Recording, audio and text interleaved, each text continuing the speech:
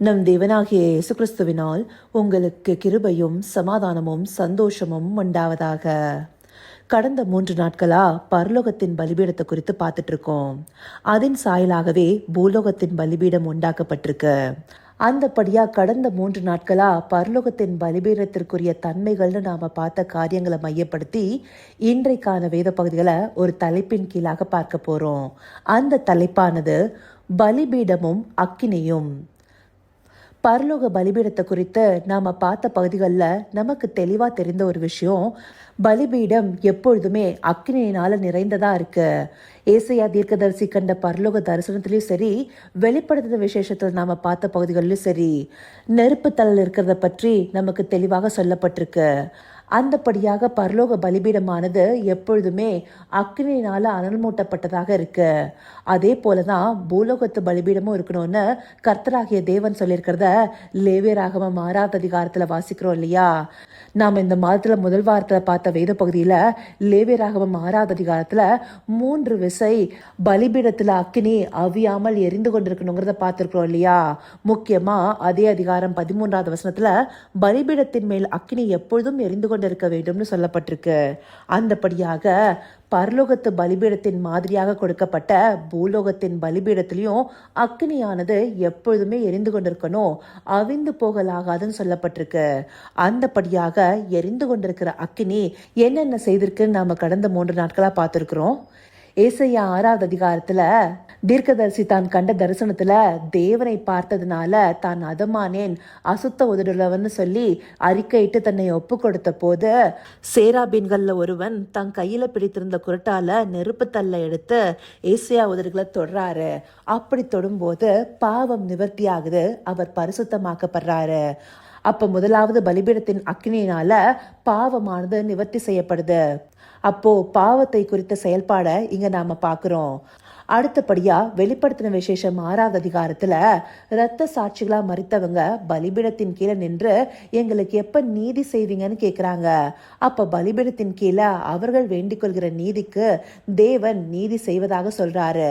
அந்த பரிசுத்தவான்களின் ஜெபங்கள் எல்லாமே தேவனுக்கு முன்பாக தூப கலசமா எடுத்துக்கொண்டு போகப்படுது. அதை நாம 8வது அதிகாரத்துல பாக்குறோம். அந்த தூப கலசமும் பலிபீடத்தின் நெருப்புனால நிரப்பப்படுது. அதை நாம அதே 8வது அதிகாரம் 5வது வசனத்துல வாசிக்கிறோம் இல்லையா. இப்படி இரண்டாவதாக பலிபீடத்தின் அக்கினியானது நீதி செய்வதற்கு ஏதுவாக இருக்கு. அதே நீதி செய்கிற இடத்துல அந்த தூப கலசத்துல நிரப்பப்பட்ட அக்கினியானது பூமியில கொட்டப்படும் போது நியாய தீர்ப்பானது துவங்குகிறதா இருக்கு. அப்படி மூன்றாவதாக பலிபீடத்தின் அக்கினியானது நியாய தீர்ப்பை துவக்குகிறதாக இருக்கு. இப்ப இந்த 3 தன்மைகளை தொகைப்படுத்தி பார்த்தோம்னா பாவம், நீதி, நியாய தீர்ப்பு, இந்த 3ஐயும் உள்ளடக்கியதாக இருக்கு.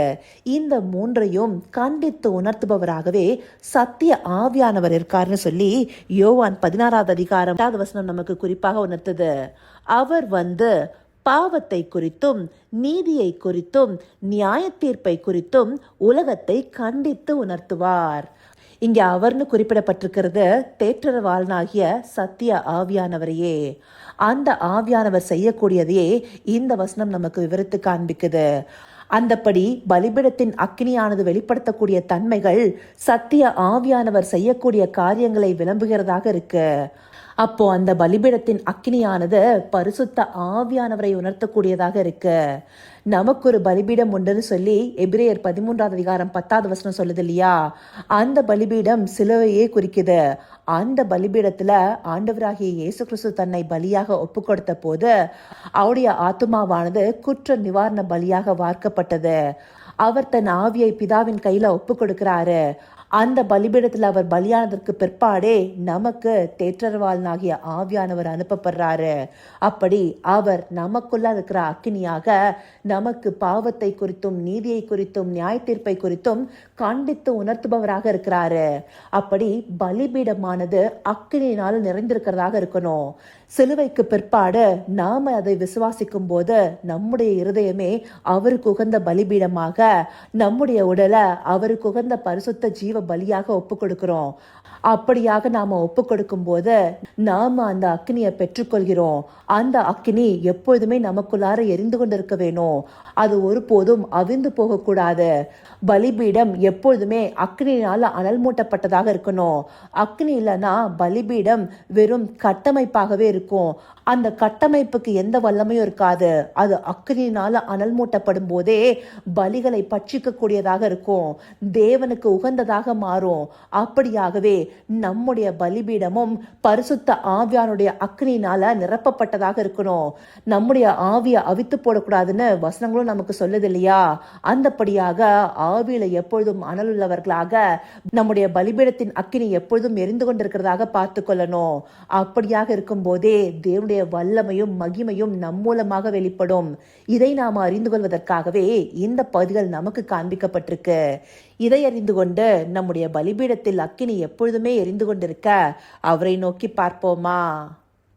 கர்த்தாவே, தேவாதி தேவனே, உமக்கே இந்த வேலையில நன்றி செலுத்துகிறோம் ராஜா. அப்பா, பலிபீடத்தின் அக்கினியானது பரிசுத்த ஆவியானவர் செய்யக்கூடிய தன்மைகளை வெளிப்படுத்துதுங்கிறத இந்த பகுதிகள் மூலமா எங்களுக்கு காண்பிச்சிருக்கீங்க தகப்பனே.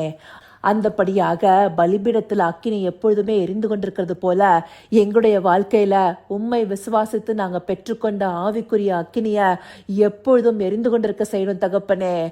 அப்படியாகவே பரிசுத்த ஆவியானவர் எங்களுக்கு பாவத்தை குறித்தும் நீதியை குறித்தும் நியாய தீர்ப்பை குறித்தும் கண்டித்து உணர்த்தி எங்களை செவ்வையான பாதைகளை நடத்துவாருங்கிறத நாங்க உணர்ந்து கொண்டோம் தகப்பனே. அந்தபடியாக எங்களுடைய பலிபீடம் எப்பொழுதும் அனல் மூட்டப்பட்டதாக காணப்பட தேவரீர் எங்களை நடத்தியர். அப்படியே நீங்க அருளி செய்ய போகிற கிருபைக்காய் நன்றி. சகலவித துதி மகிமை கனம் யாவும் ஒருவருக்கே செலுத்துகிறோம். இயேசு கிறிஸ்துவின் மூலமாய் வேண்டிக் கொள்கிறேன் பிதாவே. ஆமேன், ஆமேன்.